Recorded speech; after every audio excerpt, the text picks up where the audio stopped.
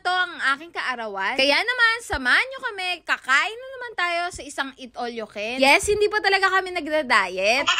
Kaya tara, kain po tayo sa Vikings sa SM Pampanga. Dapat talaga ay nagpapareserve ka dito bago ka pumunta na maiwasan ang waiting time. Pero kami nga ay nag-walk-in lang kaya hindi kami nakapasok agad. Ang oras nga pala ng lunch nila ay 11 AM to 2:30 PM. At ang dinner naman ay 5 PM to 9 PM. Bale, ang adult rate nga pala nila ay 1,032.11 pesos kasama ang 5% service charge. At ang weekends nila ay 1,136.57 pesos kasama ulit yung 5% service charge. Below 3 feet ay free nga. Dahil nga birthday ko nitong araw na to ay libre nga ako. Basta may kasama nga lang akong isang full paying. Kaya naman, kahit tatlo nga kami ay isa lang yung binayaran namin. Minsan nga lang kami makakain sa mga gantong kamahal na buffet kapag may birthday lang. Kasi nga, libre nga yung may birthday. Dala ka nga lang ng isang ID at maa-avail mo na yung promo nila. Sa dami nga ng pagkain dito, hindi mo na nga alam ang pipiliin. Sa bungad pa nga lang, nandito na ang pastry island nila. Kasunod naman ang nachos bar o salad bar. Bahala ka na nga kung ano yung gusto mong timpla o ilagay. Susunod naman ang Italy Station, kung saan nga nandun yung mga pasta,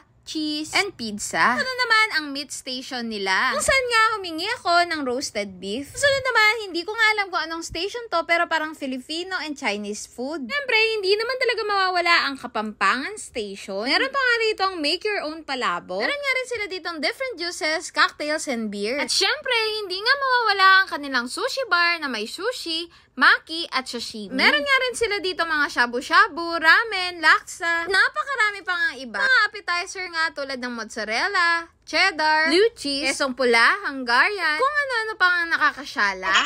At di pa nga tapos, meron nga sila ditong grill station. At ang mga favorite nga namin, ang mga tempura. Meron nga rin sila ditong make your own halo-halo at Thai food. Mga tamo. First round ko nga ay roasted beef, tempura at sushi. Dito pa nga lang sa roasted beef ay may nanalo na. Bayan pa nga ng tempura ay nako, napakamamahal ng mga kinakain ko. Buti na nga lang birthday ko kaya libre pa ako. At buti nga rin si Joby na ganadong kumakain dito. Nata naman sa asawa ko na hindi namin favorite yung tempura, no? Na nga rin kami ni Joby ng gintong lettuce. Kakatuwa nga, meron pala silang gantong klaseng pinggan. Ayan nga si Joby, nagda-dessert na. Totoo nga lang, sobrang sulit talaga yung pagkain namin dito sa buffet. Lalo na nga kapag birthday mo. Sino kaya yung susunod na magbe-birthday?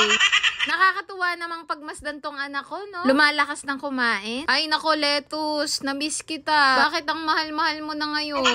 Round 2 nga ng asawa ko ay salmon at tempura ulit. Siyempre yung pipiliin natin yung mga mahal. Naman, ang round 2 ko ay mga tinapay. Hindi nga lang ako sanay sa lasa ng blue cheese. Lasang amag talaga siya. Pero sabi nga ng asawa ko, mahal nga daw ito kaya kinain ko na lang din.